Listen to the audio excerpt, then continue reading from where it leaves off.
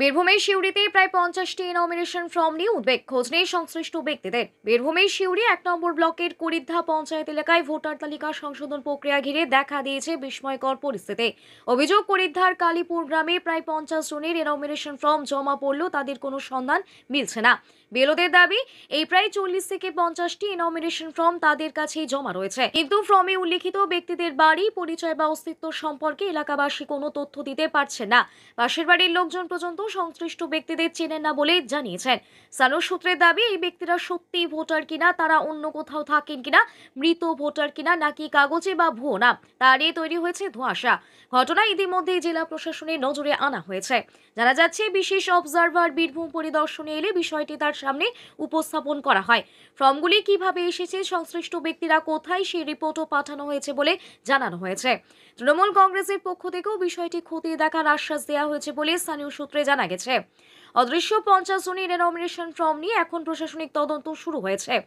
সংশ্লিষ্ট ব্যক্তিদের খোঁজ মিলে পরবর্তী পদক্ষেপ নির্ধারণ করা হবে বলে জানা গেছে। কর্মচারী 25টা।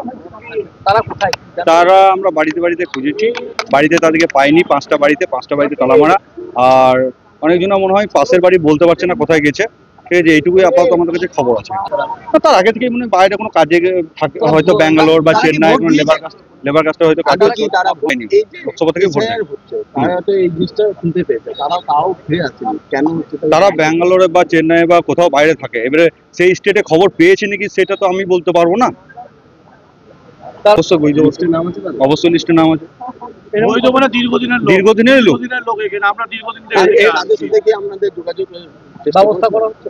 চেষ্টা তো করছি, আমরা তো অলরেডি 3বার করে যেতে বলেছি, সেখানে আমরা 7-8 বার করে বাড়িতে গেছি। আজই জানালাম বলতে এইখানে অনুব্রত মন্ডলকে জানালাম। টোটাল যে 18টা বুথ, সেই 18টা বুথের রেজাল্ট আজকে এই এসআইআর যে ক্যাম্প, যে অনুব্রত মন্ডল মহাশয়ের যে জনসভা বা বিকাশ রায় চৌধুরীর যে জনসভা, সেখানে টোটাল চিত্রটা তুলে ধরা হলো। আমাদের 15,025 টোটাল ভোটার। এই 15,025 ভোটারের মধ্যে ওই 47 জন বা 56 জনকে নট ফাউন্ড, মানে 18টা বুথের মধ্যে এদিকে পাওয়া যাচ্ছে না। এদের পরিবারের বক্তব্য যে এরা 12 বছর বা 8 বছর থেকে নাই, তাদেরকে কোনো কিছু পাওয়া যাচ্ছে না, তাদের খোঁজ খবর নাই, সেটাই টোটাল। তারা কি জীবিত আছে? তাদের তো পরিবার তো তা বলতে পারছে না, জীবিত না মৃত, সেই জন্যই আমরা নট ফাউন্ড, সেই জন্য BLO 2 আমরা নট ফাউন্ড বলছি, চিনতে পারছি না।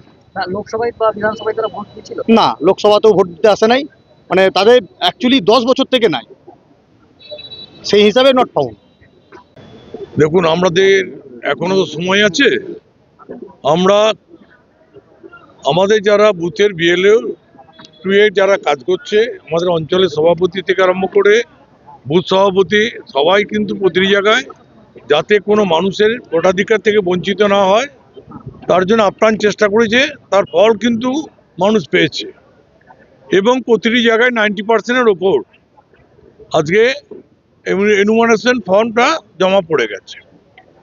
কিছু কিছু ক্ষেত্রে আছে সেটা পার্সেন্টেজটা কম। আমরা তাদের আত্মীয় স্বজনকে খুঁজে দেখার চেষ্টা করছি কোথায় গেল, তারা কিভাবে গেল, সুতরাং তারা আদৌ বেঁচে আছে না মারা গেছে।